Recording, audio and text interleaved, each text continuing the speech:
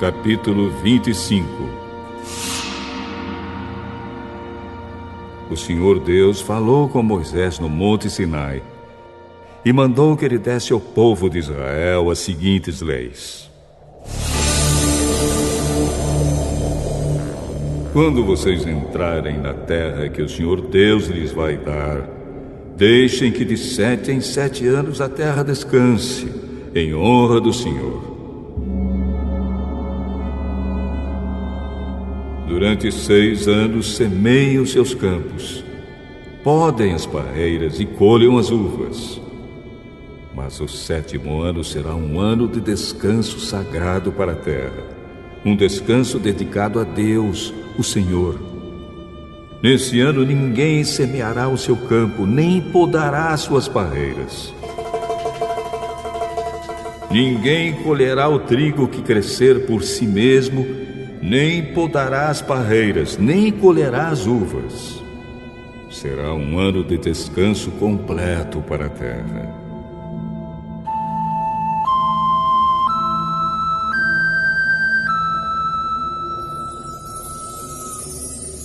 Os campos não serão semeados, mas mesmo assim produzirão bastante para alimentar todos os israelitas, os seus escravos e as suas escravas, os seus empregados, os estrangeiros que vivem no meio do povo e também os animais domésticos e os animais selvagens.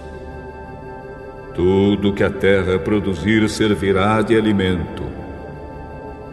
Contem 7 semanas de anos, isto é, 7 anos vezes 7, o que dá um total de 49 anos.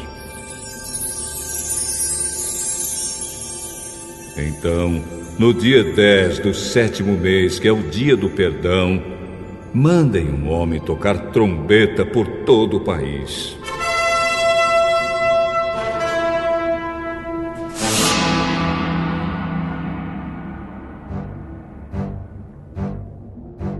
Por esse ano, que vem depois de cada 49 anos, é o ano sagrado da libertação, em que vocês anunciarão liberdade a todos os moradores do país.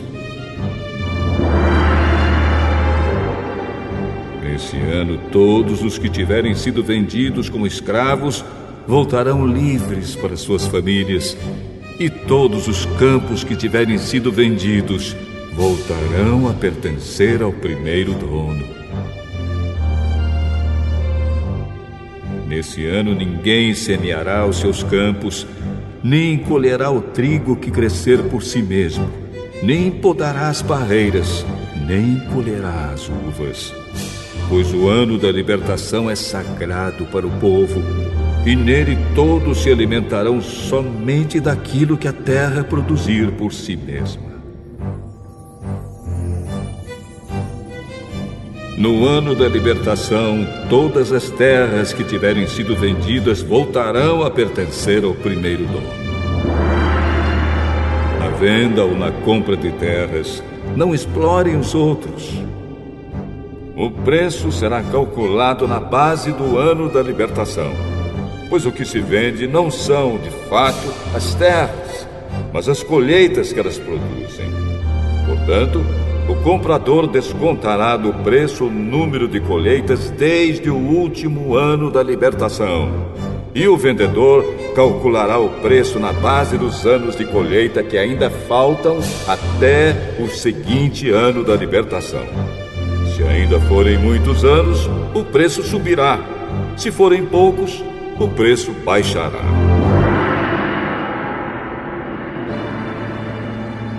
E ninguém explore os outros. Que todos temam a Deus, pois Ele é o Senhor, nosso Deus. Obedeçam a todas as leis e mandamentos de Deus para que vivam em segurança na terra que vai ser de vocês. Ela produzirá as suas colheitas, haverá bastante comida para todos, e todos viverão em segurança. Alguém é capaz de perguntar como é que haverá comida durante o 7º ano, quando ninguém vai semear nem fazer a colheita? A resposta é que Deus abençoará a terra, e no 6º ano ela produzirá colheitas que serão suficientes para 3 anos. Quando vocês semearem os seus campos no 8º ano, estarão comendo daquilo que colheram no 6º ano, e haverá bastante para comerem até a colheita do 9º ano. A terra é de Deus, portanto, ela não será para sempre daquele que a comprar. Deus é o dono dela, e para ele nós somos estrangeiros que moram por um pouco tempo na terra dele. Assim, quando um terreno for vendido, o seu antigo dono será o primeiro a ter o direito de tornar a comprá-lo. Se um israelita ficar pobre e precisar vender uma parte das suas terras, o seu parente mais chegado deve tornar a comprar o que lhe vendeu. Mas, se ele não tiver um parente que compre as terras, é possível que mais tarde ele mesmo fique rico outra vez, podendo assim tornar a comprar o terreno que vendeu. Ele descontará o valor das colheitas que o terreno tiver produzido desde o último ano da libertação e calculará o preço a pagar, tendo como base os anos de colheita que ainda faltarem até o seguinte ano da libertação. E assim ele será novamente o dono do terreno. Mas, se ele não tiver o suficiente para tornar a comprar o terreno, então este ficará pertencendo ao comprador até o seguinte ano da libertação. Nesse ano, o terreno voltará a pertencer ao primeiro dono.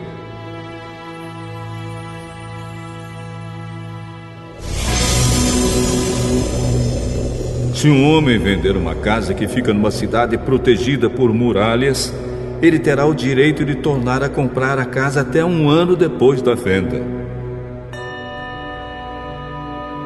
Mas, se dentro de um ano ele não comprá-la, então ela pertencerá ao comprador e aos seus descendentes para sempre.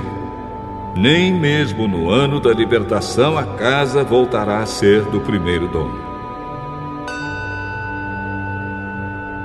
Porém, as casas que ficam em cidades sem muralhas são como os terrenos.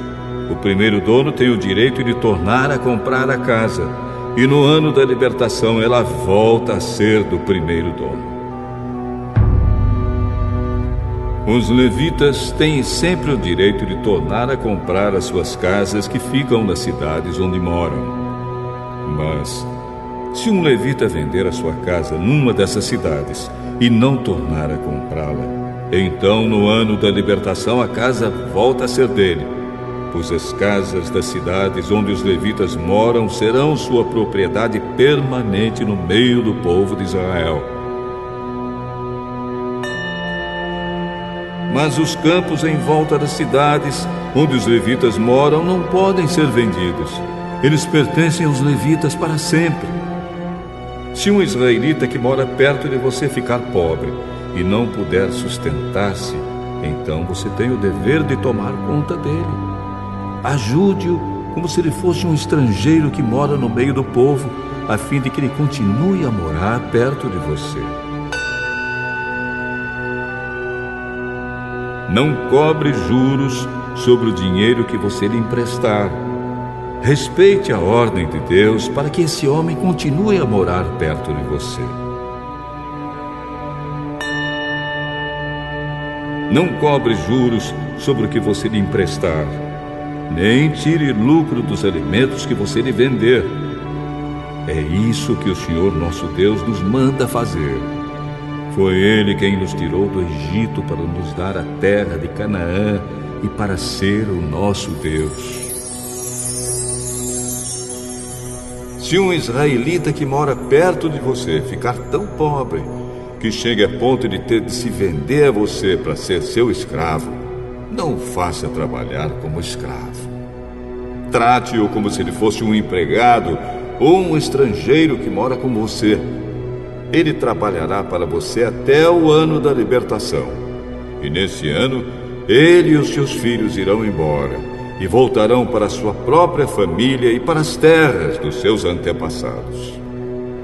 Os israelitas são escravos do Senhor Deus, que os tirou do Egito. Eles não deverão ser vendidos como escravos.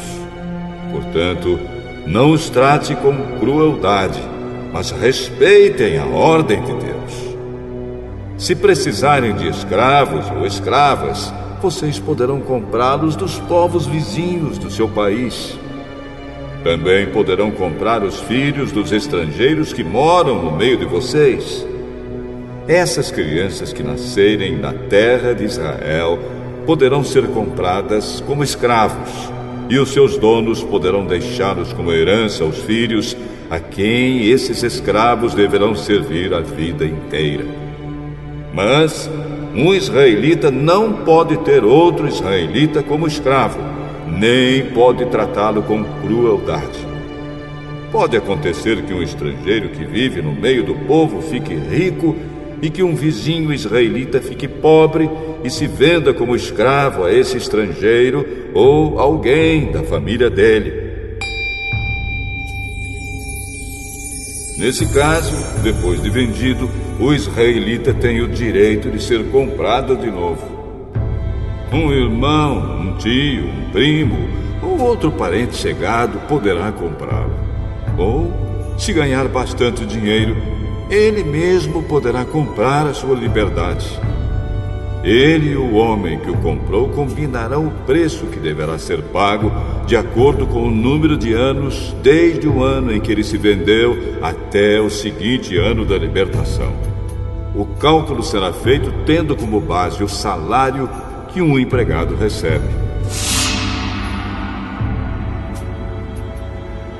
Se ainda faltarem muitos anos até o ano da libertação, ele pagará uma parte maior do dinheiro que recebeu quando se vendeu.